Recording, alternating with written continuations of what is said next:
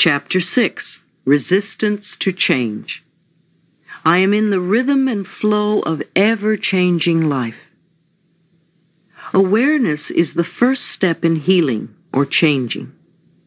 When we have some pattern buried deeply within us, we must become aware of it in order to heal the condition. Perhaps we begin to mention the condition, to complain about it, or to see it in other people. It rises to the surface of our attention in some way, and we begin to relate to it. We often attract a teacher, a friend, a class or workshop, or a book to ourselves that begins to awaken new ways to approach the dissolving of the problem. My awakening began with a chance remark of a friend who had been told about a meeting. My friend did not go, but something within me responded, and I went. That little meeting was the first step on my pathway of unfoldment. I didn't recognize the significance of it until some time later. Often our reaction to this first step is to think the approach is silly or that it doesn't make sense. Perhaps it seems too easy or unacceptable to our thinking. We don't want to do it. Our resistance comes up very strong. We may even feel angry about the thought of doing it. Such a reaction is very good if we can understand that it is the first step in our healing process. I tell people that any reaction they may feel is there to show them they are already in the process of healing or changing. Many people think nothing is happening until the total healing takes place, but that is not true. The process begins the moment we begin to think about making a change. Impatience is only another form of resistance. It is resistance to learning and to changing. When we demand that it be done right now, completed at once, then we don't give ourselves time to learn the lessons involved with the problems we have created. If you want to move to another room, you have to get up and move step by step in that direction. Just sitting in your chair and demanding that you be in the other room will not work. It's the same thing. We all want our problems to be over with, but we don't want to do the small things that will add up to the solution. Now is the time to acknowledge our responsibility in having created the situation or condition. I'm not talking about having guilt, nor about being a bad person for being where you are. I am saying to acknowledge the power within you that transforms your every thought into experience. In the past, we unknowingly used this power to create things we did not want to experience. We were not aware of what we were doing. Now, by acknowledging our responsibility, we become aware and learn to use this power consciously in positive ways for our benefit. Often when I suggest a solution to the client, a new way to approach a matter of forgiving the person involved, I will see the jaw begin to clench and jut out and the arms cross tightly over the chest. Maybe even fists will form. Resistance is coming to the fore, and I know we have hit upon exactly what needs to be done. We all have lessons to learn. The things that are so difficult for us are only the lessons we have chosen for ourselves. If things are easy for us, then they are not lessons, but are things we already know. Lessons can be learned through awareness. If you think of the hardest thing for you to do and how much you resist it, then you're looking at your greatest lesson at the moment. Surrendering, giving up the resistance, and allowing yourself to learn what you need to learn will make the next step even easier. Don't let your resistance stop you from making the changes. We can work on two levels, looking at the resistance and still making the mental changes. Observe yourself. Watch how you resist, and then go ahead anyway. Our actions often show our resistance. For instance, changing the subject, leaving the room, going to the bathroom, being late, getting sick, procrastinating by doing something else, doing busy work, wasting time, looking away or out the window, flipping through a magazine, refusing to pay attention, eating, drinking, or smoking, creating or ending a relationship, creating breakdowns, cars, appliances, plumbing, etc. We often assume things about others to justify our resistance. We make statements like, "It wouldn't do any good anyway. My husband, wife won't understand.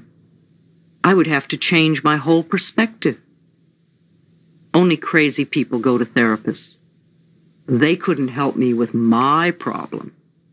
They couldn't handle my anger. My case is different.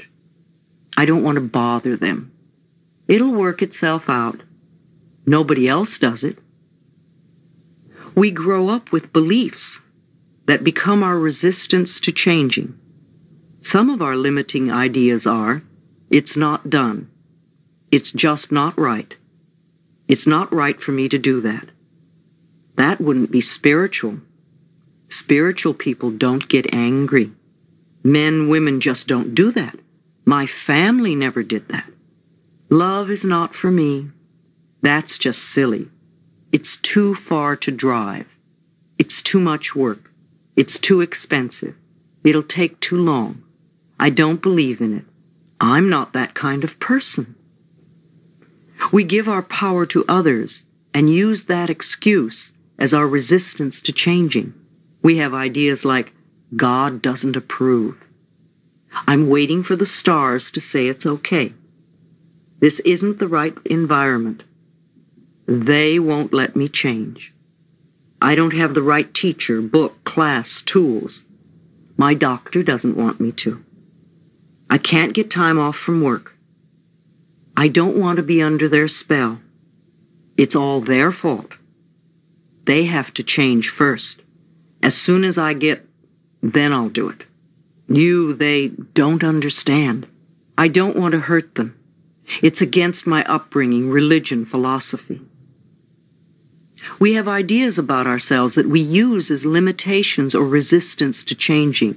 They are too old, too young, too fat, too thin, too short, too tall, too lazy, too strong, too weak, too dumb, too smart, too poor, too worthless, too frivolous, too serious, too stuck. Maybe it's all just too much. Our resistance often expresses itself as delaying tactics. We use excuses like, "I'll do it later. I can't think right now. I don't have the time right now. It would take too much time from my work. Yes, that's a good idea. I'll do it later. I have too many other things to do. I'll think about it tomorrow.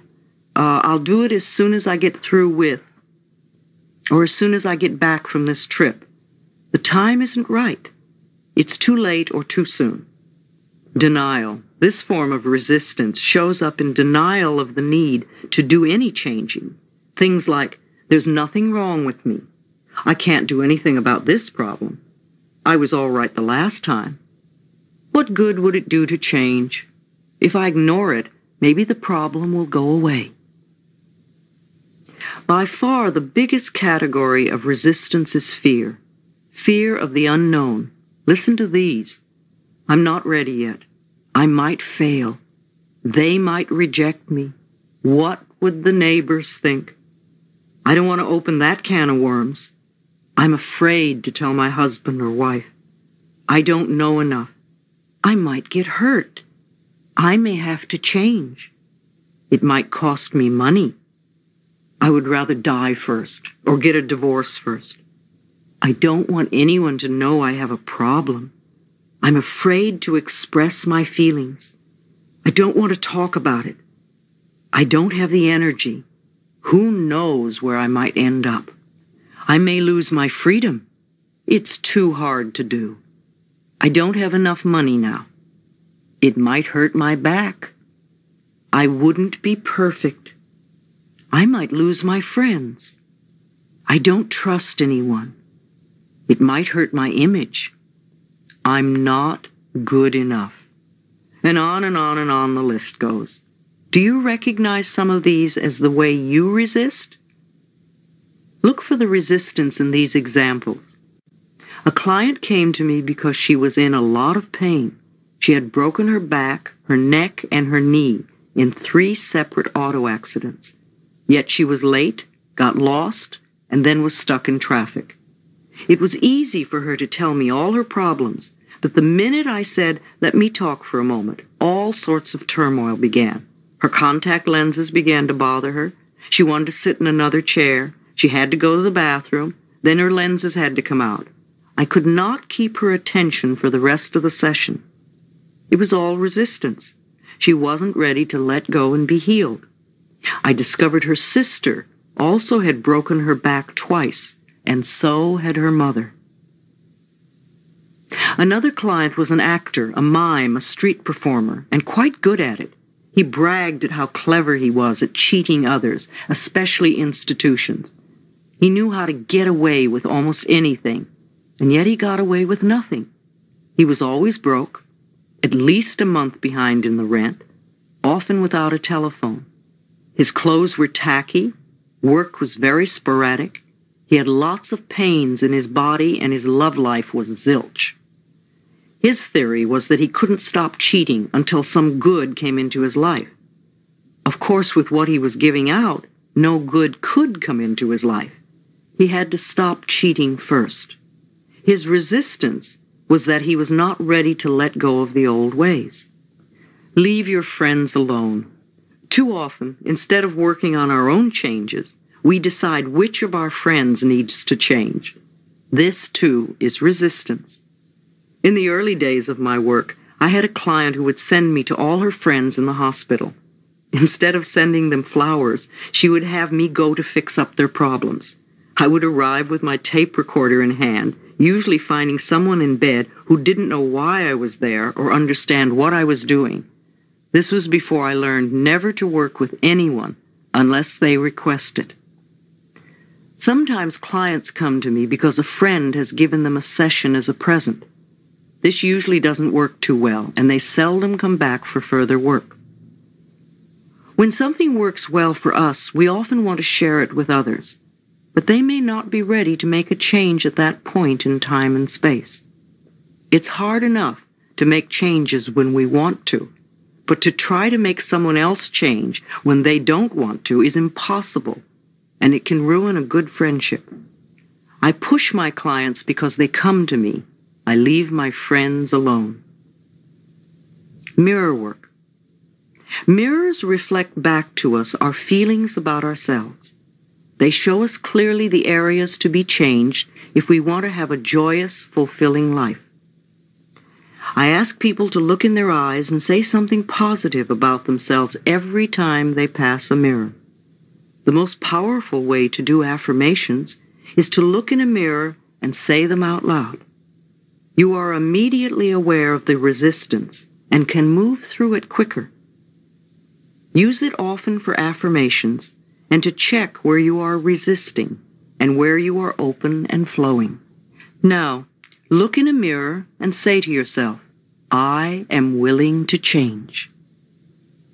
Notice how you feel. If you are hesitant, resistant, or just don't want to change, ask yourself why. What old belief are you holding on to? This is not a time to scold yourself. Just notice what is going on and what belief rises to the surface. That is the one that has been causing you a lot of trouble. Can you recognize where it came from? When we do our affirmations and they don't feel right or nothing seems to happen, it's so easy to say, oh, affirmations don't work. It's not that the affirmations don't work. It's that we need to do another step before we begin the affirmations. Repeated patterns show us our needs. For every habit we have, for every experience we go through over and over, for every pattern we repeat, there is a need within us for it. The need corresponds to some belief we have.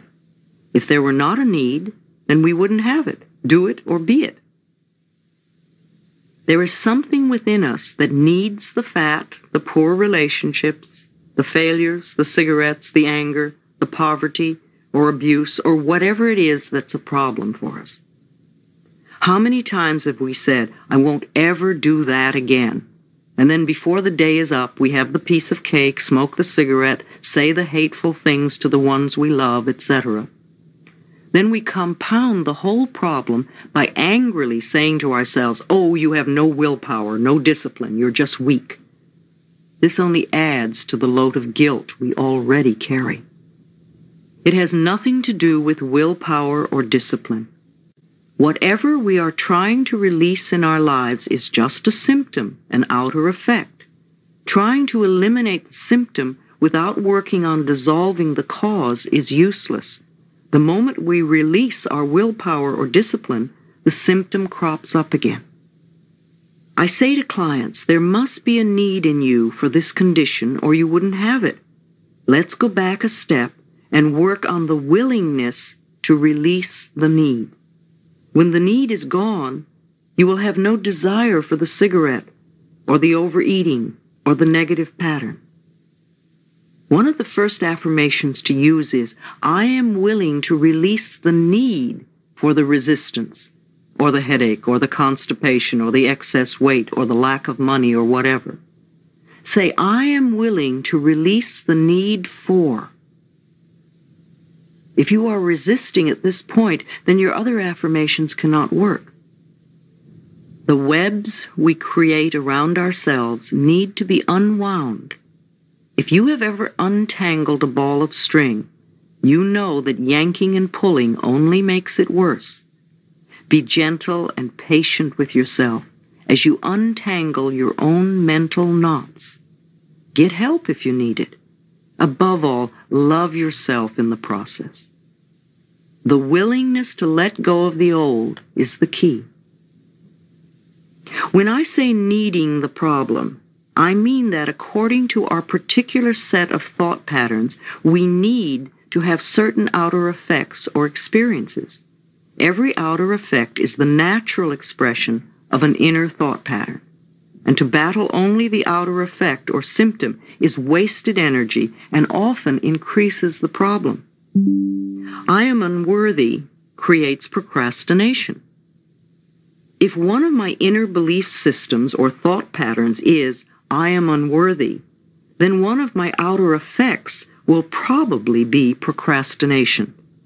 After all, procrastination is one way to keep us from getting where we say we want to go. Most people who procrastinate will spend a lot of time and energy berating themselves for procrastinating. They will call themselves lazy and generally will make themselves out to feel they are bad persons. Resentment of another's good.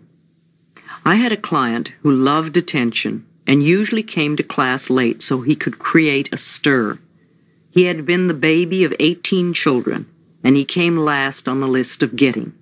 As a child, he watched everyone else have, while he just longed for his own.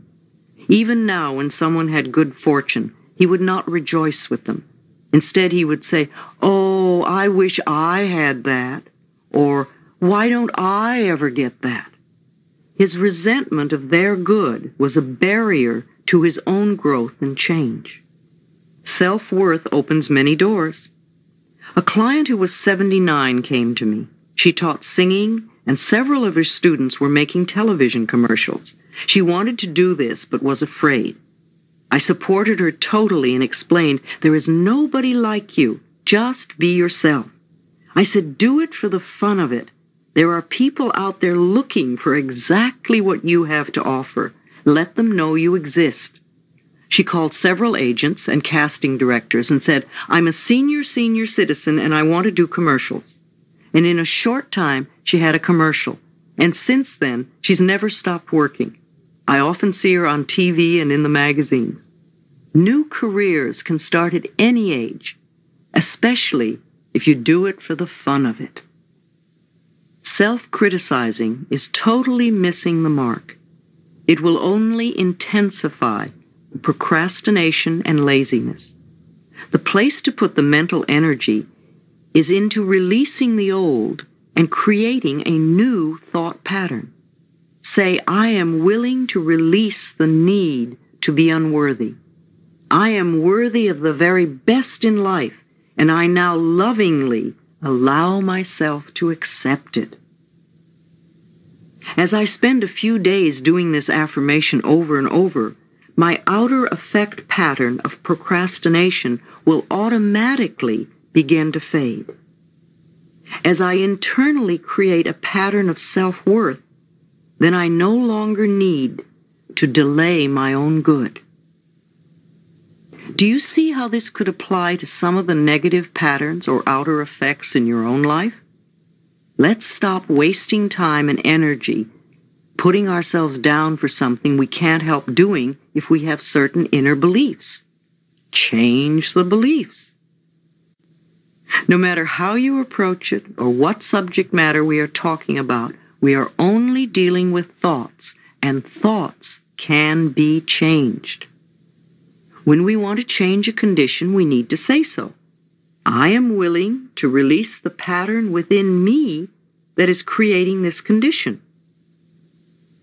You can say this to yourself over and over every time you think of your illness or your problem. The minute you say it, you are stepping out of the victim class. You are no longer helpless.